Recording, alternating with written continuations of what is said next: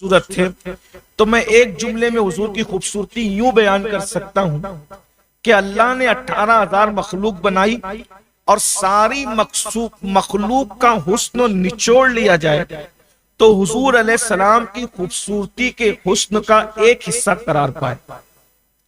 اب بتائیں کہ جب جنت کا حسن بھی جس کے حسن کا ایک حصہ ہو، حسن یوسف بھی جس کے حسن کا ایک حصہ ہو، حسن خلیل، نجی، مسیح، صفی، یہ سارے حسن والے جس کے حسن کا ایک حصہ ہو، پھر وہ حسن کیا ہو؟ اور پھر سوچو تو صحیح، مصور خود جس تصویر سے پیار کرے پھر اس حسن کا عالم کیا ہو؟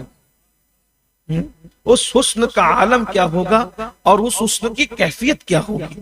بہرحال اللہ تعالیٰ جے وہ کرم فرمائے تو کوئی خواب میں دیکھے تو، اور کوئی خواب میں نہ دیکھ سکے تو مزار میں تو دیکھنا ہی دیکھنا ہے انشاءاللہ۔ ایمان پر خاتمہ ہوگا تو مزار میں تو دیکھنا ہی دیکھنا ہے، اور اس امید پر جیو انشاءاللہ ان کا دیدار ہوگا۔ اور میں تو کہتا ہوں کہ یہی ہوگا انشاءاللہ۔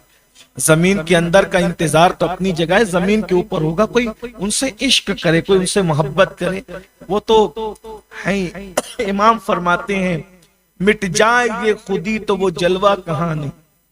اپنی انا کو فنا کر لے انسان اور اس کے بعد اپنے دلوں کو پاک و صاف کر لے تو میں سمجھتا ہوں، اور نگاہوں کی تطہیر کر لے، نگاہوں کا مس یوز بند کر دے، پھر دیکھیے راتوں میں کیا انجمن آرائیاں ہوتی ہے۔ دل میں ہو یاد تیری گوشے تنہائی ہو، پھر تو خلوت میں عجب انجمن آرائی ہو۔ ایک بار مجھ سے کسی نے پوچھا کہ حضور کے دیدار کا سب سے بہترین وظیفہ کیا ہے، تو میں نے یہی عرض کیا تھا، یہ بڑا مجرب ہے، میں نے یہ میرا اپنا نہیں ہے بلکہ میں نے اپنے بزرگوں سے اس کو حاصل کیا۔ ہمارے بزرگ لوگ کہتے ہیں حضور کے عشق میں رونا، حضور کے دیدار کے لیے اس سے بڑا کوئی وظیفہ ہے ہی نہیں۔ جن کو ان کے لیے رونے کا شوق ملے پھر وہ بار بار نظر آتے ہیں، ہر بار نظر آتے ہیں، اور پھر اس حسن پاک کی جب زیارت ہوتی ہے تو پھر کیا کہیں۔ اللہ پاک جن لوگوں نے دیکھا ان کا صدقہ ہمیں عطا فرمائے۔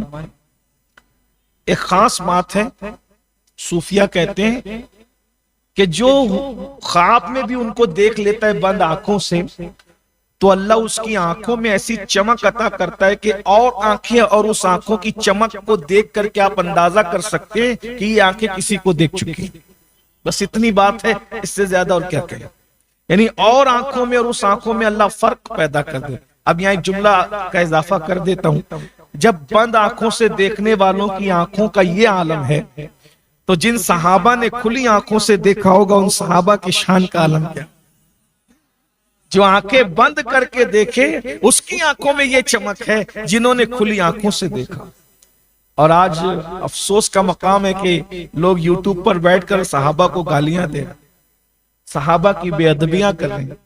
استغفر اللہ، اللہ لوگوں کو ہدایت عطا فرمائے۔ خدا جانے کس کی نظر لگی اور کس کے اشاروں پر لوگ ناچ رہے ہیں، لیکن یاد رکھیے ہمیں کسی کے اشارے پر نہیں ناچنا، اس لیے کہ ہمارا خاتمہ اگر ہم ایمان پر چاہتے ہیں، اگر ایمان پر خاتمہ چاہتے ہیں تو اللہ کے رسول علیہ السلام نے فرمایا میری آل سے بھی محبت کرو اور میرے اصحاب سے بھی محبت کرو۔ آل و اصحاب سے سچی محبت کرو، ایمان پہ رہو گے انشاءاللہ اور ایمان پر دنیا سے جاؤ گے۔ باقی کسی کی سننے کی ضرورت نہیں ہے، ہمیں اپنے بزرگوں کے نقش قدم پر قائم رہنا ہے، باقی اور ہم کچھ نہیں جانتے۔ لوگ نئی نئی باتیں لا رہے ہیں، یہ تو ایسے تھے، پھر وہ تو ویسے تھے، پھر وہ تو ویسے تھے۔ ہم نے کہا تم ایسے ویسے ہو بھائی، وہ ایسے تھے، قرآن کہتے ہیں رضی اللہ عنہم ورضوا عنہ، اللہ ان سے راضی ہو گیا، وہ اللہ سے راضی ہو گئے۔ جن سے اللہ راضی ہو گیا، اب آپ یوٹیوب پہ بیٹھے ہوئے لاکھ بک بک کرتے رہو، ہونا کیا ہے؟ اس لیے اپنے عقیدے کی بھی حفاظت کیجیے۔ ہمارا نقطہ نظر ذرا بھی ڈگمگانا نہیں چاہیے۔ کسی بھی صحابی کے لیے تنہائی میں بھی، رات کے اندھیرے میں بھی، حتیٰ کہ اپنے آپ کے ساتھ ہوں تب بھی صحابی کے لیے کوئی ہلکی سوچ اگر آپ کے دل و دماغ میں آ گئی، آپ کا ایمان خطرے میں پڑ گیا۔ اس لیے کہ آپ غور کریں، میرا عنوان وہ نہیں ہے لیکن میں صرف حالات کے تحت وضاحت کر رہا ہوں، اس کو آپ کو ذہن میں رکھنا ہے۔ صحابہ وہ ہیں جنہوں نے بار بار حضور کو دیکھا.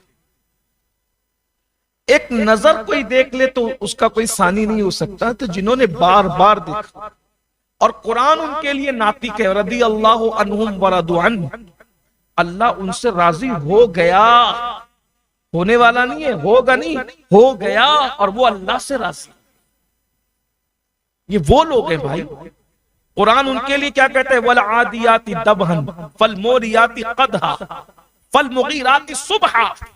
اللہ فرماتا ہے کہ جب میرے محبوب کے یہ صحابہ حضور کے پیچھے گھوڑا دوڑاتے تھے اللہ کی راہ میں جانے کے لیے، تو ان کے گھوڑوں کی ٹاپوں سے جو دھول لگ کر کے اڑتی تھی، اللہ نے اس دھول کی قسم کو قرآن میں یاد فرمایا.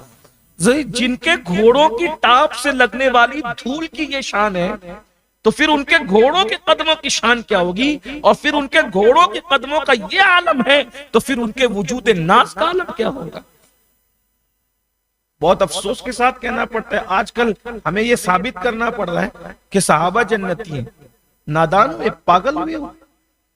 ہم صحابہ کے لیے کہیں کہ صحابہ، ارے میرے بھائی، صحابہ کے جنتی ہونے پہ ہم جھگڑا کریں گے؟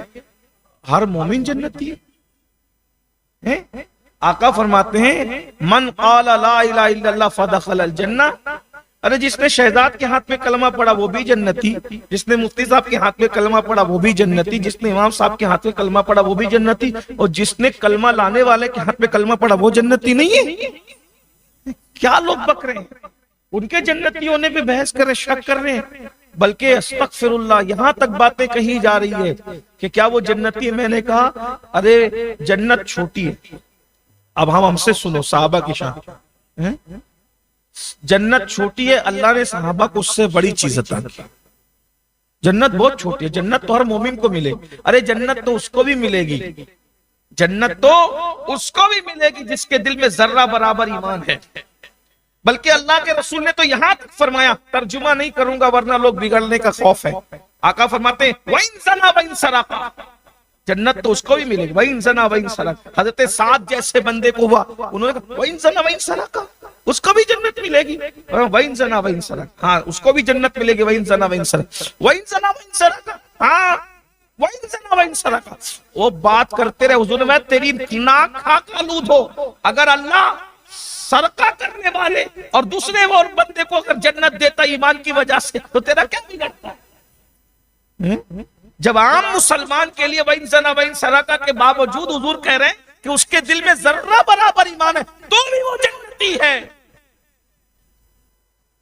تو جس نے رسول اللہ کے ہاتھ میں کلمہ پڑھا اور نمازیں پڑھی، اب ان کے بارے میں ہم کہتے ہیں، ہم سنیوں سے سنو، حضور کے صحابہ جنتی ہیں. یہ جنتی ہونا تو یہ چھوٹی چیز ہے.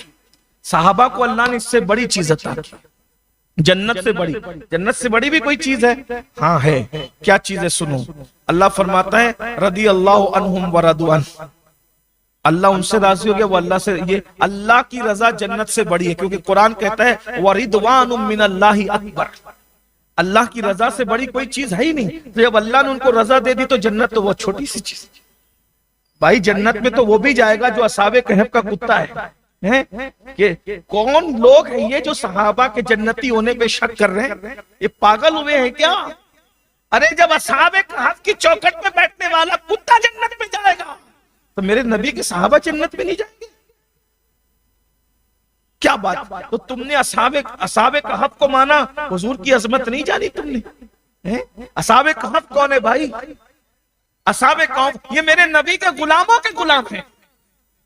نبی کے غلاموں کے غلام کی چوکھٹ پر اگر کتا بیٹھ جائے وہ جنتی ہو جائے.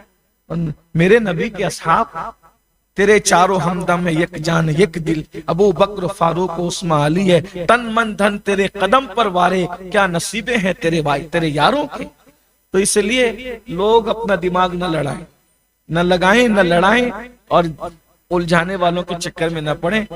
بلکہ ہمارا عقیدہ تو آپ کوئی سن لیں، ہم سنیوں کا عقیدہ یہ جیسے جنت کا ہونا یقینی ہے ویسے صحابہ کا جنتی ہونا یقینی ہے. ہمارے یہاں صحابی کی ڈیفینیشن کیا ہے؟